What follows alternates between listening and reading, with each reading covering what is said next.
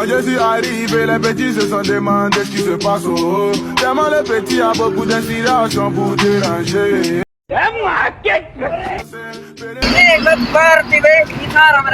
कपड़ा पार कर रखे खुदा आज तक पल्ली ना है ताको नहीं मैं चला तो बाल आ जा चस नहीं है ये भला के नहीं दे कपड़े भला फुटे ना भाई हुन मैं थल रखी कड़ा आवे थे मैं एकने पुछा ही कोई नहीं कराए तूने बता